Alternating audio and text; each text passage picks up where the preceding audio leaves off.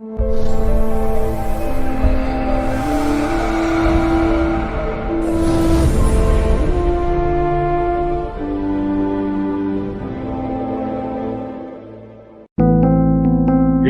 on the subscribe button, especially the bell on the right side.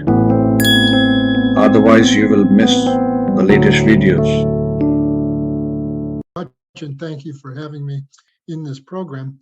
So whenever I teach, I always do so starting with some prayers, invoking the blessing of Ganesha, of course, but then also the Guru Kanrao, and then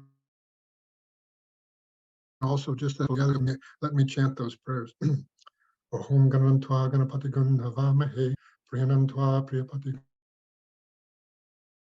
Gandhavamahe, Gandhavamahe, Vaso Mama Aham Jani, Gabda Mahatma Jasi Gabadam. Om Guru Brahma, Guru Vishnu, Guru Deva Maheshwara, Guru Reva Brahma, Tasmai Shri Guru Nama, Tasmai Shri Guru Nama. Om Sahana Vavatu, Sahana Vanatu, Sahaviryam Karvavahe, Tejasmina, Vaditamastu, Mavin Vishavahe, Om Shanti, Shanti, Shanti, Hari Om Tat Sat. So as Sunil mentioned, I had the great good fortune of being a student of K.N. Rao's, and I had the greater good fortune of being something of a favored student of his. And I like to say that my astrology is but a pale imitation of K.N. Rao's astrology, but even a pale imitation is a very potent combination. So what I was asked to speak about today, you know, Jyotish is a vast ocean, right? Just so much techniques. And of course, one component of Jyotish is what's called the Ashtakavarga system. So some years ago, I wrote a book called Ashtakavarga Simplified, because like many aspects of Jyotish, Ashtakavarga can get very, very complicated, particularly in its subtle applications. But by just learning some very, very basic things with regards to the system, one can start immediately applying these to the interpretation of the birth chart and also to prediction. So that's what I'm here to talk about today. And sorry, did we start the recording? Are we recording? Yes, we are recording. We're recording, okay. So let me share screen.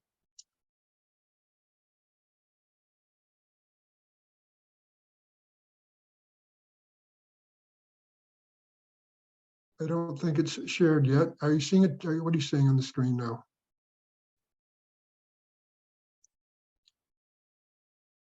There we go. Right?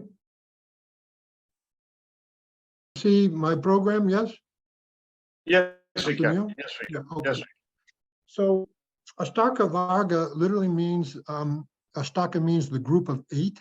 Varga, of course, relates to the word division. And the 8 that's being referred to here is the ascendant, the sun, the moon, the 5 grahas, and not Rahu and Ketu.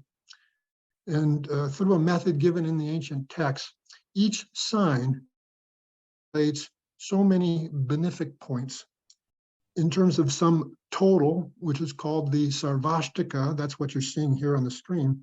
But then also each planet obtains an individual total for each sign, each house. And this is what your programs thankfully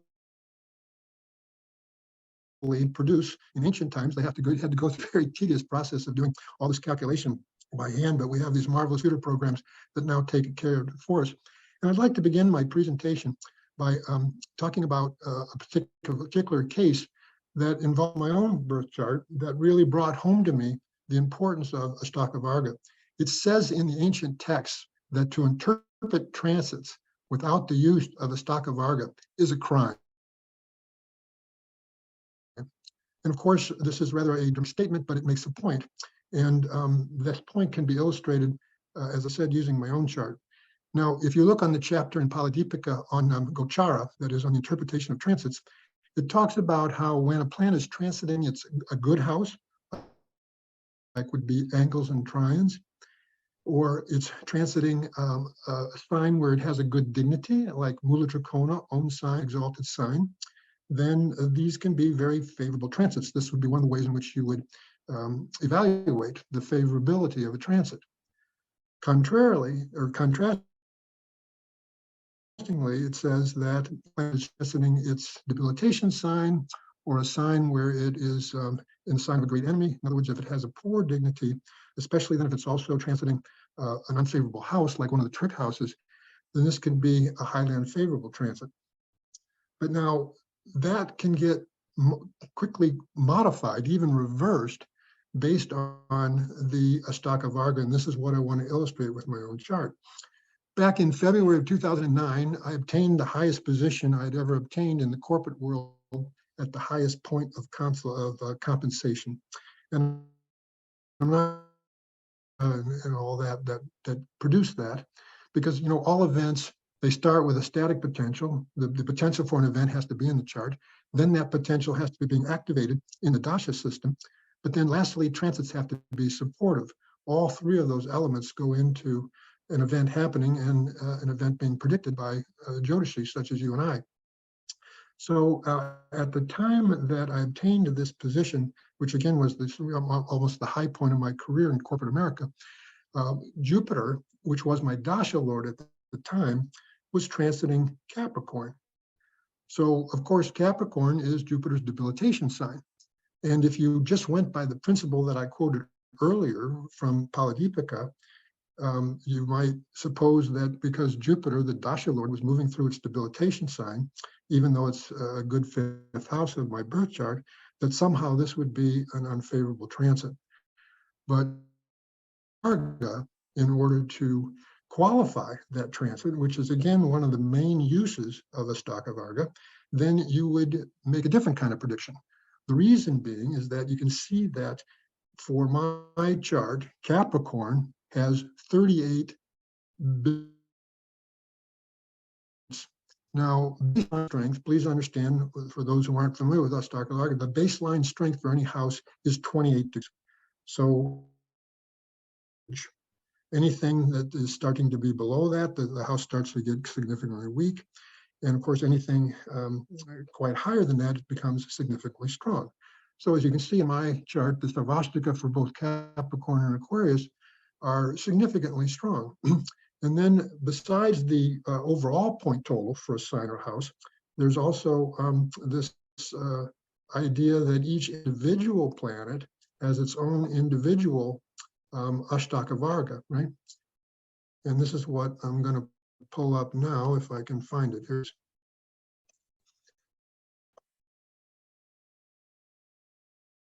so for my chart, let me get it up in the South Indian style chart here.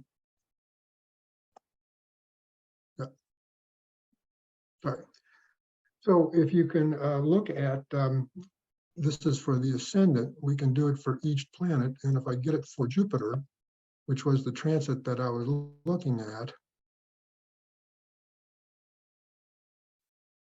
you can see that the point total, well, I need to give the information that the range of totals can be anywhere from 0 to 8. So the maximum individual Ashtakavarga benefic points that any sign, any house can get is 8. And you can see that for Capricorn and Aquarius, for me, Jupiter specifically, it has 7 out of 8. So in other words, extremely high. And so on this basis, anyone would predict that, or should be able to predict using this simple Ashtakavarga technique, that for me, the transit of Jupiter in both Capricorn and Aquarius is actually going to be highly favorable, which it was. It was one of the, you might say, supportive factors that indicated that this would be an auspicious time for me professionally. So I want to use this example just to sort of introduce what would be considered the main use of a stock of art, qualified transits. Now, you should all be aware that Saturn is now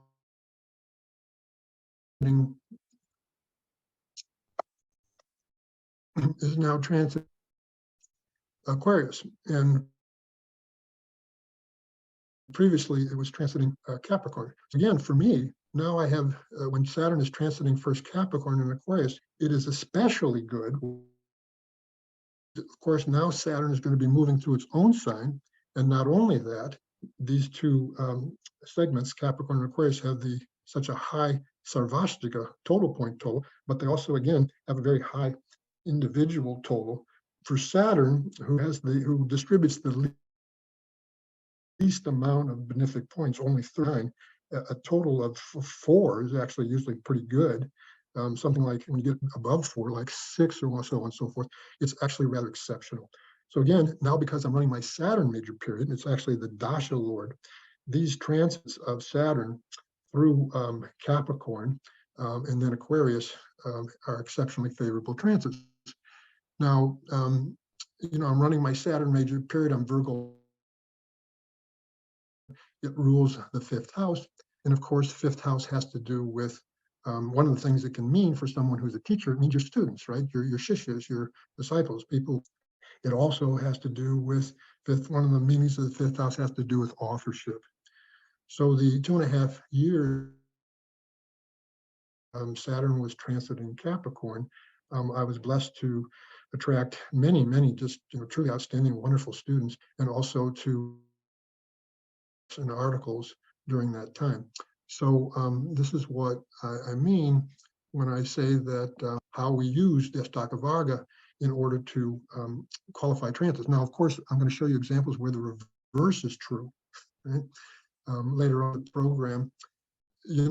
I like to joke when I'm teaching transits that if you want to scare someone in India, mention the 2 words Sade Sati, right? Something that can cause a lot of anxiety. And I wish I had $1 for every time someone consulted me at a time when they were about to move into the Sade Sati and they were worried about it. Now, of course, the Sade Sati has the reputation that it has because sometimes it can be a very difficult, very challenging period, but it's not also.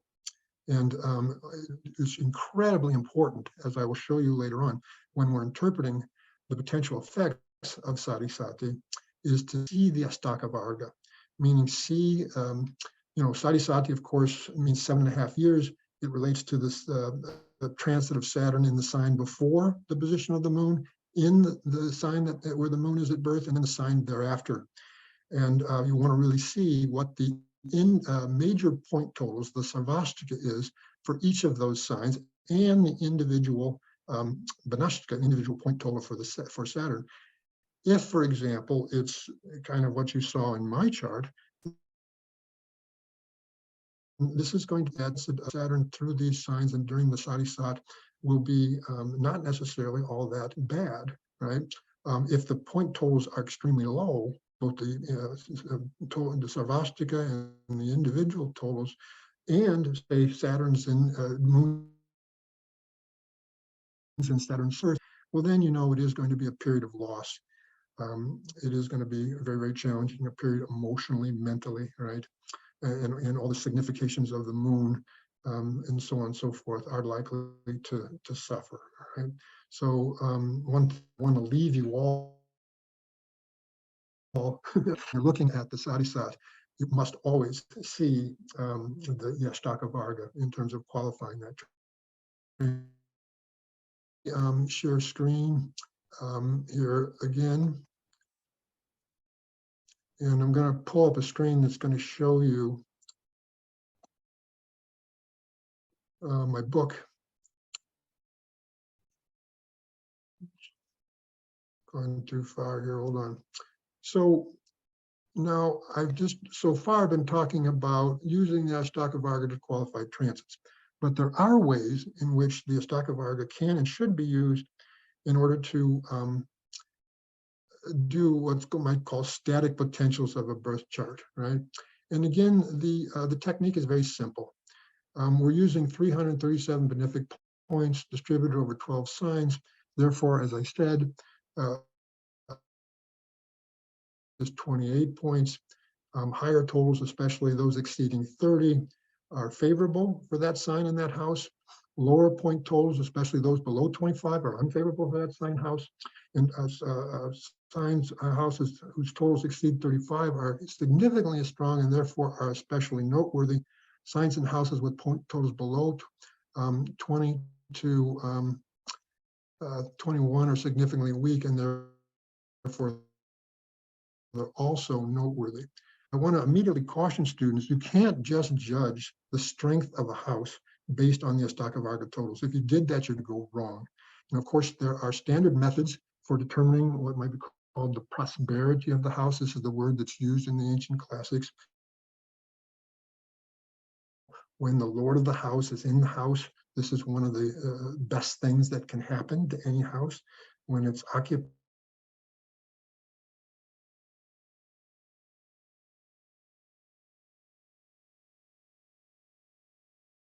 are extremely favorable that enable a house to prosper.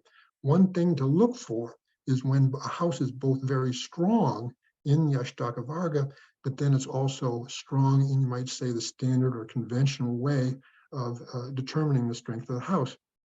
And here I'm wanting to show you the chart of a billionaire, a man by the name of Ross Perot. Had extreme wealth. And you can see there, if you look at his 11th house, you can see that Mars is the 11th Lord in the 11th house. And as one of the indications of his chart, one of the things that shows the static potential for the wealth that he ended up experiencing in life. But of course, there's other Dan yogas here. The 5th Lord Venus goes to the 2nd house, right? There's a mutual between the moon as the 2nd Lord and Saturn as the 9th Lord. That's a 2-9 combination. They're enhanced by the addition of the natural benefic Jupiter. All those planets in Gemini are hemmed by benefics, Mercury on one side, Venus on the other. So you see here the static potential for wealth, but particularly if a person experiences extreme wealth, the great multiplier, the 11th house, the 11th Lord, almost invariably is strong and adds significantly to that potential. And you see it here as well. But then if I showed you, and Mars is particularly strong also, not because it's just in its Mula Trikona sign in the birth chart, but you can see in the Vams it goes to its own sign Scorpio. So really, really powerful 11th Lord. But then look at the Sarvastika total for Aries, his 11th house.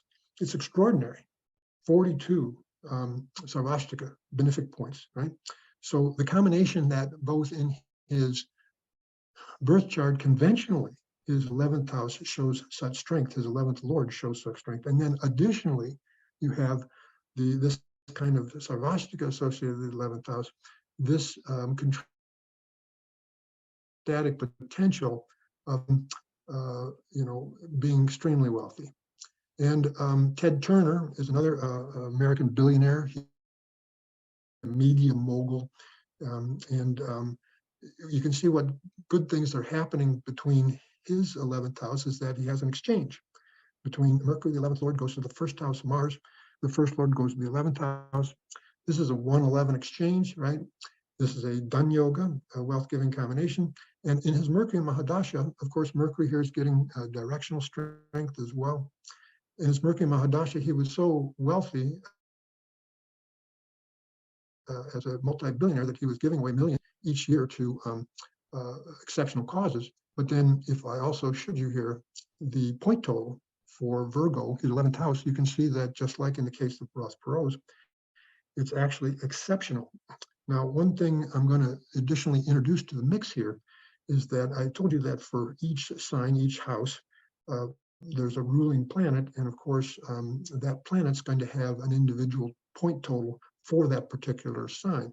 And in the case of Ted Turner, you can see here is that his Virgo segment ruled by Mercury has 7 out of 8 individual point totals. So I'm going to stop here for a second, just pause here for a second and just ask if there's any questions about anything I've said thus far. If anyone wants to ask a question. Apparently not, so I'll just go on. So I'm going to show you now here the chart of an extremely famous basketball player, considered one of the greatest basketball players of all time, a man by the name of LeBron James. And he had very humble beginnings. He was born to a 16-year-old unwed mother who was abandoned by the father. The father took no responsibility for the child, and he grew up in very, very impoverished circumstances. Right. So one feature of this chart that indicates, you might say, not good karma with the father, is the fact that the ninth lord, Saturn, goes to the sixth house in an exchange with the sixth lord. So that's an unfavorable 6-9 exchange. He was actually born in the Mercury mahadasha, which is part of an Arishta yoga, the Lagna Lord in the sixth with malefic influence. So you see here these circumstances that he was born in. And then if you look at also the Sarvastika for the ninth house, you can see that it's actually extremely low. 19 is significantly low. So seeing these two things together, one could, accurately predict that his karmic experience with father was, quite unfavorable. But now, some of you may know and realize that the house ruling sports is the third house and the third lord. And here, in contrast to Lord, we see actually quite a benign, quite a good picture here, right? Jupiter is the 10th lord and the 7th lord. It's strong in its strong in its military sign. It's also at 27 degrees of Sagittarius. It's Vargotama, so quite strong. And it's with the sun here. This forms something called a Raja Lakshana Yoga, that is someone with noble and kingly characteristics. Actually, in the world of basketball, he's referred to it simply as the king. And of course, this is also part of a very good Gajikesari yoga, with Jupiter following an angle both from the moon and from the birth lagna. Moon's actually in Jupiter's sign. This is therefore, I might say, an exceptional sort of Gajikesari yoga. But the sun, you can see here, is the third lord, right? And it has a source of strength because it goes to its own sign in Navamsha. Do I show this here? Yeah, you see the sun here. So third lord is very strong. And then see the point total for Leo, the third house, which is not that exceptional. It's above baseline. But what I want you to see here is that if we look at the individual point total for the sun, you'll see that it's really exceptional, really exceptional. You can see that it's 8 points out of 8.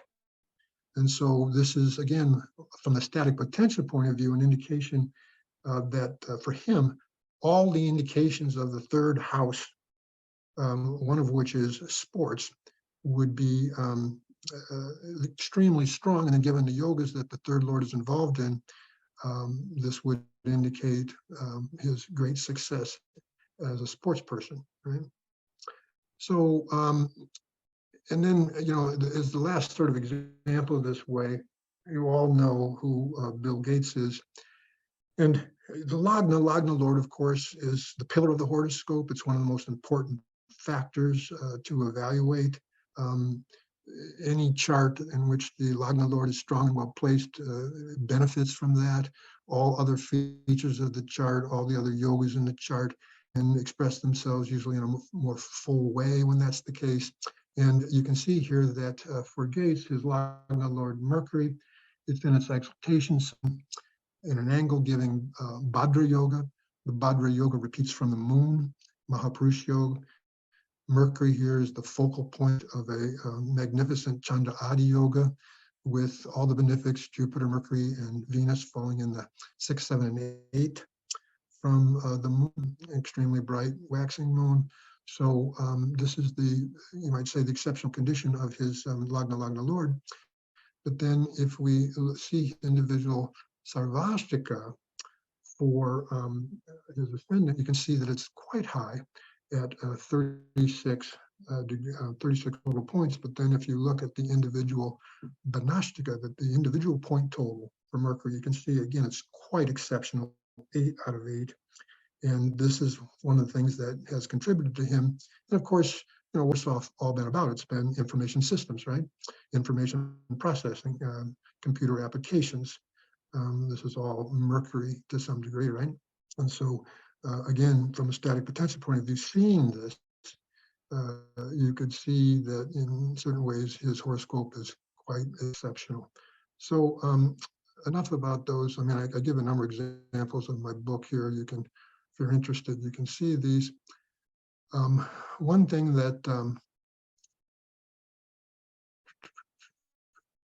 so this is right out of the Shastra, folks. This is right out of Parashar, and it's something that K. and Rao taught when I was studying Ashtakavarga with him. Just read along with me this quote from Parashar, where it says, if the 11th house is having more than the 10th house, and if the benefic points of the 12th house are less than those of the 11th house, and the ascendant has more benefic points, the person will be fortunate and wealthy. And the reverse situation would be true.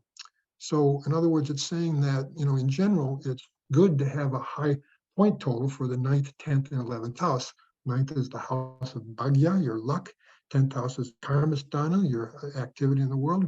And your 11th house are the gains from that. And of course, the first house relates to you as an individual. So it stands to reason if the point totals are high, that's a favorable. So comparably, what this verse is saying is that you want the 11th house to be bigger than the 10th house, because that means you're getting the most for your efforts. And then you want to have a low point total for the 12th house, because this would be your expenses and your losses, right?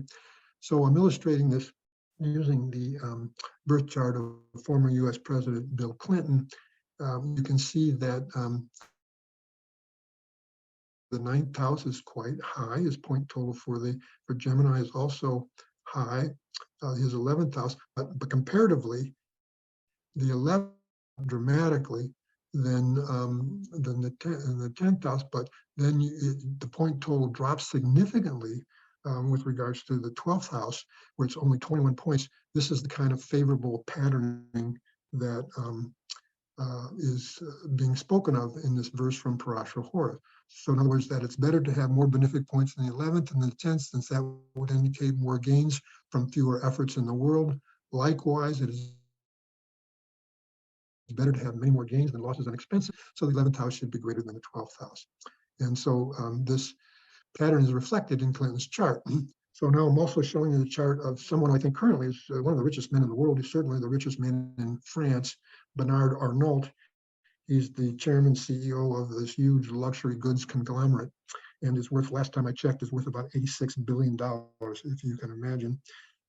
His chart is a good chart for teaching dhan yogas. I won't go into that, but just showing you this same pattern here, where we have the point total for the 10th house is 32, again, fairly strong, and then it gets really strong, and it's a higher point total for the 11th house, which is Gemini, 37 points, but then the real huge drop-off, the 20-point drop-off between the 11th house of gains and the 12th house of losses. So this is the kind of pattern. And, I give many more examples. I'll give one more here. Gary Kasparov is, considered by many to be some of the greatest chess players of all times. He was reigning chess champion for decades. So chess master, and you can see these him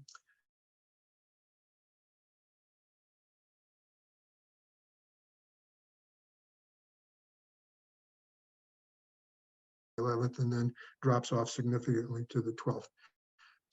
So these are something that I wanted to show you in terms of one way of evaluating a chart from, you might say, the static potential point of view. What K. and Rao also talked about is, what he called quantum leaps. That is when you have one house that has a lower number of benefic points and the very next house is much higher, and a person can experience a sudden rise in life. And if the difference is very sharp, the rise can be quite significant. And you'll see here in the text that I use the chart of Queen Elizabeth to illustrate this. Now, some of you may not be aware, when Elizabeth was born, she was born to, you might say this, the second son of the reigning king, so who of course was not in line for the throne, right? And therefore she, particularly as a girl, it was never imagined actually that she would actually become the queen.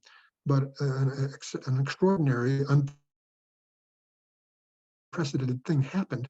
The brother of her father, the older son, abdicated his throne in order to marry an American divorcee, which couldn't happen if he would have remained king. All of a sudden, Elizabeth's father becomes king. He doesn't have any male heirs thereafter, and all of a sudden, she's the one that becomes the queen. So in her chart, you see this very precipitous rise from the point total in Libra, right, to the point total in Scorpio. And so if you want to see additional examples of this, I give a number of them. Also, Kay and Rao used to talk about the importance of the 11th house and the 6th house for politicians, because the 6th house, of course, is your enemy, is your opponents. It's also the competition, which is what an election is. The 11th house relates to winning, to victory. And so he always used to highlight the 6th Lord, the 11th Lord, the 6th house, 6th Lord, 11th house, 11th Lord for politicians. If you looked at the charts of former US presidents, John Kennedy and Bill Clinton, and say Indira Gandhi, who had an exchange between the 6th and 11th Lords, you'll see that. But he actually talked about evaluating the 11th house from Saturn. He explained that in a democracy, Saturn rules the masses, that is the Sudra classes, and politicians depend on their popularity with the masses to get elected. Therefore, the Sarvastika total for the 11th house from Saturn in the birth chart can shed light on, having public support. And I used the chart of Donald Trump to illustrate this. If you look at his point totals, you'll see that the highest point total comes in Taurus, right, which actually happens to be his 10th house. But the position of his Saturn, where's his chart here? I guess I don't give it, but his Saturn is in Cancer. So if you use Cancer as if it's the first house, the 11th house there becomes Taurus. And of course, one of the things Trump's known for, the fanatical support of his particular faction of followers. And you can see this also in the chart of Barack Obama. His Saturn is actually in the ascendant, and predicted back in, I guess it was 2008, that he would become the president of the United States. Of course, I was using all kinds of techniques and predictive tools within Jyotish to make that prediction. But the fact that both from his birth lagna and also the position of his Saturn, which is in Capricorn, you can see that the 11th house from there becomes really significant high, 38 points. So this is, one of the ways in which we use this. Now, there are ways in which you can use the individual point totals also to evaluate the static potentials of a birth chart. And in fact, in my experience, these can be a hidden source of strength of a planet. And actually, in order to illustrate this, rather than work off my document here, I want to pull up my program again. And let me get a particular chart up here. Most of you have probably heard of Dr. Deepak Chopra, right? Whoops. I'm pulling up his chart here, hold on. Oops, somehow this is not letting me do this. I guess I won't do that. Let me go back to my program. So one thing to look at, the point I'm making about this, look at the, some of you are probably familiar with Agatha Christie. She was a very, very famous author. She wrote mysteries. In fact, is considered one of the greatest mystery writers of all time. And some of her most common and well-known works, things like Murder on the Orient Express, Death on the Nile, these things that have also been made into movies from her books, they all were written in her Jupiter major period. It's the 5th Lord of authorship, but you can see that it goes to the 6th house and it's in its debilitation sign. Now, there's a way in which such a planet gives Raja Yoga. I won't go into to explain that. But one thing you should see about Jupiter's individual point total, first of all, for Capricorn, it's fairly high, not too significantly 30, but you can see in Capricorn, it gets 6 out of 8. This is something that you should evaluate, for example, when you're seeing the static potential of the kind of results a traditional sources of strength like Dimshapaka Bala or Shad Bala or just its dignity, or it could be have some source of weakness. What I'm suggesting is that you should see the individual point total in the chart of Queen Victoria of England. You can see her Jupiter's also in its debilitation sign in good ninth house. That debilitation gets canceled because of this exchange with its sign Lord Saturn.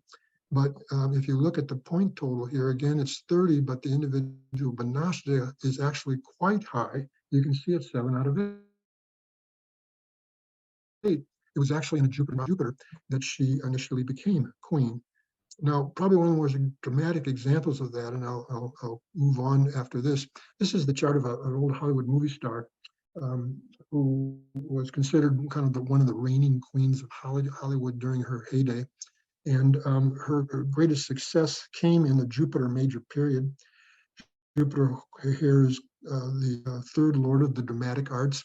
You can see its condition, it's in its exaltation sign, its degrees are such that it's also Vargotama, and it's acting back onto its own third house.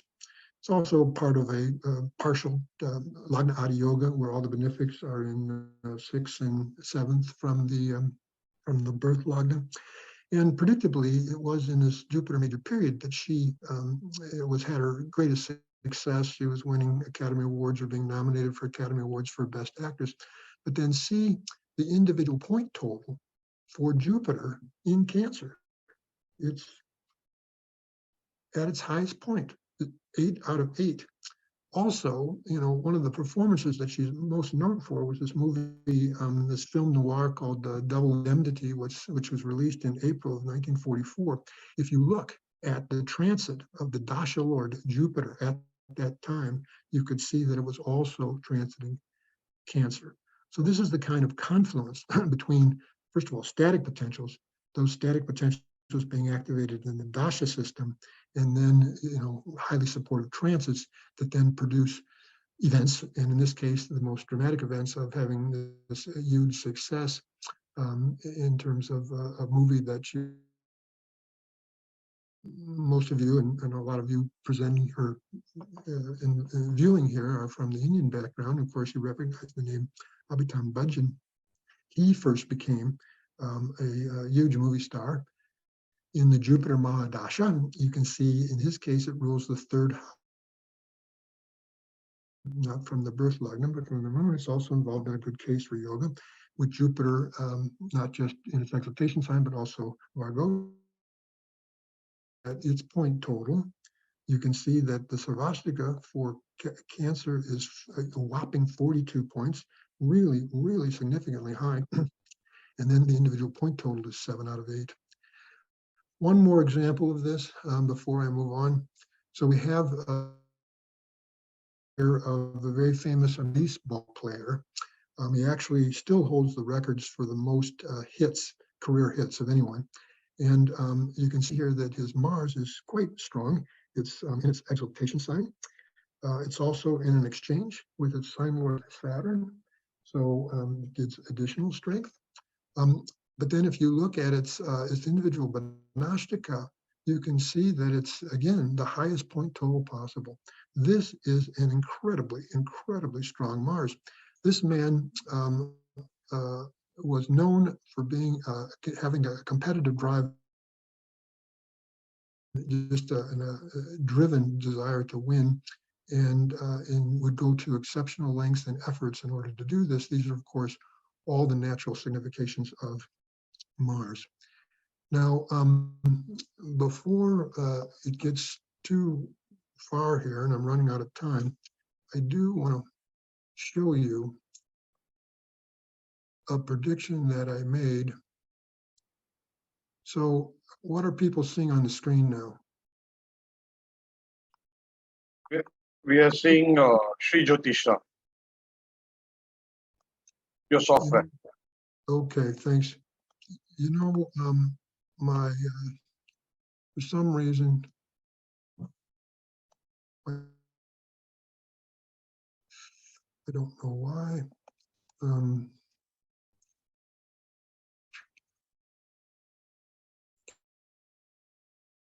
can't manipulate my screen anymore.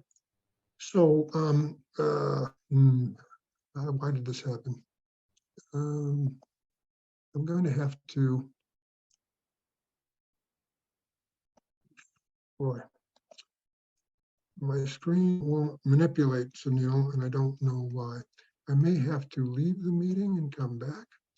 My apologies for this. Don't know what's going on here.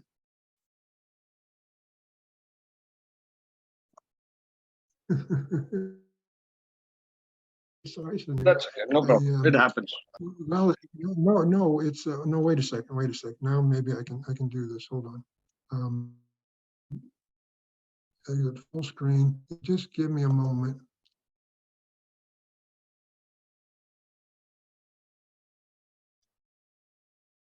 No, it's not working. Huh.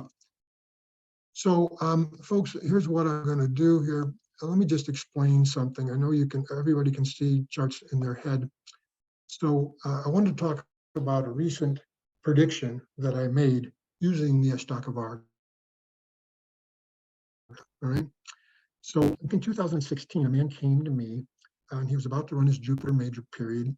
And Jupiter was configured in both Raja and Dan yogas, pretty significant ones, right? So it was clear that he could experience both a career rise during this time and then also good financial back. So what happened is that he ended up forming a company. He became an entrepreneur, formed a company with other partners that started a computer cloud consulting company, right? And of course, what is every entrepreneur's dream? Every entrepreneur's dream is to start a company, have it do really, it attracts buyers, right? Who then purchase the company for many millions, and all the original entrepreneurs, all the original people started becoming walk away wealthy. Now, so this was back in 2016 when I was originally discussing his chart with him and talking about the potentials of his Jupiter major period. Now, he recently contacted me because they had started to attract buyers. They had actually signed a letter of intent with one company to be purchased, and if this is after taxes, realize about $3 million. Okay, and so he wanted to talk to me about whether I thought that the deal would go through, because apparently there were complications, there were obstacles, there were difficulties, there was some question whether these were going to go through. And now, of course, I'm evaluating that, and the dashas seem to indicate that he could have windfall gains in this way. But what I was also looking at, which makes Aquarius the 11th house, right? Makes Aquarius the 11th house of gains, particularly windfall gains. And it really is moving through Aquarius. So in other words, he was getting the transit of his own 11th Lord through the 11th house, right? Also evaluating was the Ashtakavarga associated with Aquarius. And it turns out it was significantly high. It was like Sarashtra's total points. And I believe it was 6 out of 8, which for Saturn is quite high. So this, along with what the dashas were showing, I predicted to him that the deal would go through, but for reasons I won't go into, with some delay and not at the level that he originally wanted it or thought it to be the case, all of which turned out to be true. He is going to walk away with about $3 million after taxes, right? So it's an example showing it the screen. I'm just explaining it verbally here. It's an example of a recent time in which I used the Ashtakavarga in order to make a prediction. Again, using it to qualify transits, right? To qualify transits. Now, let me explain another situation to you. I was in India in 2014. I was touring sacred sites, pilgrimage sites in the north, Kedarnath, Badranath, and so forth. And I was with a man who knew a little astrology. And he had his moon in Libra. And at that time, Saturn was moving through Libra. So he was in the Sade Sati, right? But he was saying that, nothing bad is happening. There's not been anything going on that, has been difficult in my life, gotten through the main part of the Sade Sati unscathed, you might say. Well, if you looked at this point total for Saturn in Libra, it was extremely high. right? It was like, 35 or maybe 38 with a high point total. So that phase of the Sade Sati was not really being that troublesome. But the next sign that Saturn moved into, which would be Scorpio, which was the sign after the moon, had a point total of 17 and a point total individually for Saturn of 1. And so that phase of the Sade Sati for him, his whole life fell apart. I won't go into details about it, right? But then it proved to be extremely, extremely problematic, very, very difficult. So again, this would be a perfect example, and I'm sorry I'm not showing it to you, I'm just explaining it verbally, of how important it is to use the Ashtakavarga in order to qualify transits, particularly a transit like the Sade Sati. I can show you another example where the person had their moon exalted in Taurus with a very, very high point total of their Savastika and their individual point total. It's the chart of a pop music star here in the US who got inducted into the Pop Music Hall of Fame during their Sade Sati, right? Be an example of the way Indira Gandhi she first became prime minister in the period of her Sade Sati. Of course, her moon's in the 7th house. She also lost her husband during that time. But the moon is in the sign of Saturn, aspected by Saturn. Some of the most problematic Sade Satis that you are going to experience is when I'm watching a lot of moons in Aquarius these days with the aspect of Saturn additionally at birth, where there's Saturn moving through Aquarius and where the point totals are not good at all. And of course, they're really struggling in different ways in their life during this time and experiencing the theme of the Sade Sati, which is usually loss in some way. So my apologies for my malfunction here. Technically, I'll make sure this doesn't happen next time. I'm due to present, I think, next week, but maybe we can open it for questions now, Sunil, to the audience here, and I can address any of those questions. Again, if you'd like to get the full picture of my book here, Ashtakavarga Simplified, it's available on Amazon.com, both in print form, but also electronic form. You can get it on Kindle.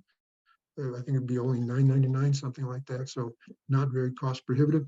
And since I have you here, I want to, for K.N. Rao, the Jaimini was a speciality of his. The Jaimini system of Jyotish was a speciality of his, and as a result, it has become a speciality of mine.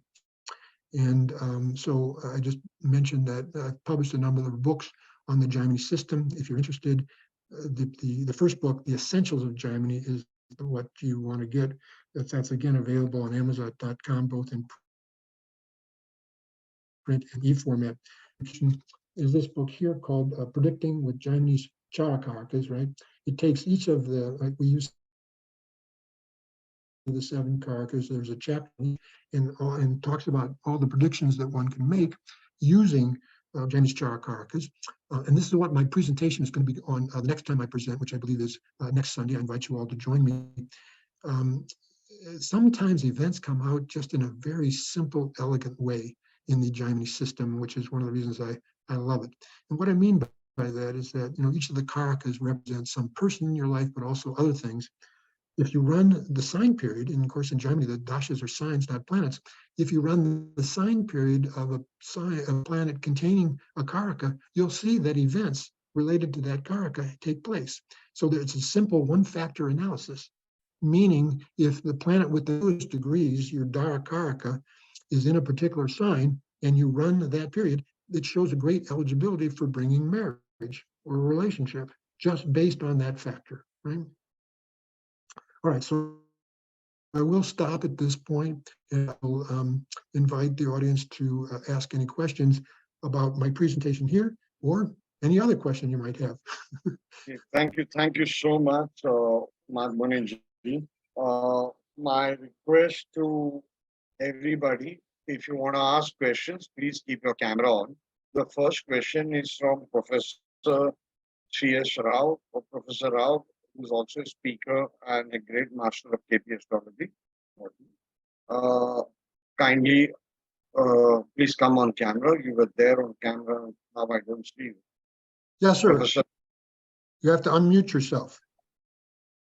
Professor Rao, I have asked you to unmute. Right. Thank you, sir. It is unmuted. Okay. Namaste, sir. Marc Namaste. Boney, sir. My point is transit values on the zero bindus of the Kakshas in Ashtakavarga, in Kaksha, in a part of the Bhava. Kaksha, where 0 points are there, transit influence on. So, Am I clear? Am I clear, sir? yes, you are clear. Now, he's bringing up an element of the Ashtakavarga that I didn't refer to because I was trying to keep it very simple, right? There's these things called kakshas, right? They're a point within a particular sign that a transit can be moving through where it can have a benefic point or it cannot have a benefic point, okay? And yeah. actually in my book, I taught this. I didn't get into it today. And so if a planet's moving through, say Mars is moving through Cancer, which of course is its debilitation sign, say it has a low point total, Sarvastika, and a low individual point total, and then it's also moving us through a segment that is the Kaksha without a benefic point, this can be a dangerous period in terms of natural significations of Mars and things that can happen during this time. Again, this is an aspect of Ashtakavarga that I did not get into, but I appreciate the question and I hope I've answered it. Yeah, thank you very much. Very good explanation. We have correlated both the subs and qualitative and quantitative analysis, mostly the quantitative in Ashtakavarga, and you have best calculated high best. Very good. Thank you for the. You're welcome. Any other questions? Any other questions? Please mute your mic now, sir. Please mute your mic now. There you go. Thank you. Any other questions? One quick question, Marc Boney ji. There are two types of calculations given in software. One is calculation of Ashtakavarga via Varamira method or Parashari method. Which one do you prefer? I'm glad you asked that question because I probably should have clarified that. I followed my teacher's example, Kan Rao, that insisted upon 337 benefic points as given in Varaha Mahira's Brihat Jataka, not the point total given in Parashara Hora. All his good results, he said, including the Shodapinda, which is the finest level of Ashtakavarga, were based on 337 benefic points. I have followed his example. I have found this to be the most accurate as well. So go by Varaha Mahira. Your programs give you an option. So when you're looking at Ashtakavarga, my recommendation is to use that option. Good question. Thank you for it. Another thing I would like to tell the viewers, if you want to ask questions, please put your cameras on, okay? And then we would this thing, and also please let your questions be brief also so that everybody's questions can be covered. Vishweshwar ji, I'm asking you to unmute yourself. Please ask a question. So, sir, I have a question. You saw the chart of, I suppose, Bill Gates, a chart you showed where Mercury and Mars were in exchange for the Yoga, 11th Lord and 1st Lord. We know for Scorpio ascendant, Mercury becomes functional malefic also, and 11th Lord is also functional malefic. So, it shows the Yoga, but can it give the health issues as well? It's interesting you should ask that. So you're referring to the chart of a man named Ted Turner, who was a media mogul, right? Worldwide, billionaire. And as I said, because that exchange is a Dhan Yoga given exchange, 111, it made him very, very wealthy during that period. But it's also Mercury as an 8th Lord in the Lagna, connected strongly to the Lagna Lord. He was also suicidal during that period, if you can imagine. Okay? This should answer your question. So Mercury as an 11th Lord for Scorpio, I can show you example after example where it can be very wealth giving, right? But as an 8th Lord, particularly with affliction, in his case, very problematic when you run that period in terms of some of the results that can give. Okay. Good question. What else? Srinivas Kulkarni ji, please ask a question. Mm-hmm. I've asked you to unmute. You're unmuted. You have to, if you're going to ask your question, you have to unmute your mic at the bottom of the screen. Yeah, Yeah. Good evening, sir. Marc Boney ji, namaste to your feed, sir. Sir, my question is a little bit 2-3 steps are there. See, Pisces Lagna, Vargottama Lagna. Point number 1. Point number 2, it is in the content of 29 degrees, 20 minutes. Third thing, it has got 28 points, and Lagna Lord Jupiter is in 12th house along with Venus, and 12th house is 18. 18 Sarvastakara. Seriously, if it's a personal chart, it becomes a consultation. You No, need no, to sir. ask. you need to ask a Chart theoretical nahi, just it's not a personal, sir. Just for clarity, I am asking, sir. But it's not personal chart. Okay, I'm following, Pisces Lagna, late degree, Gandanta, Jupiter in the 12th with Venus. What else? What's the question? Yeah, Sarvashtakavarga of Lagna is 28 points, and Baseline. Sarvashtakavarga of 12th house, because Lagna Lord in 12th house. No, so that 12th house Sarvashtakavarga is 18. So how to interpret, sir?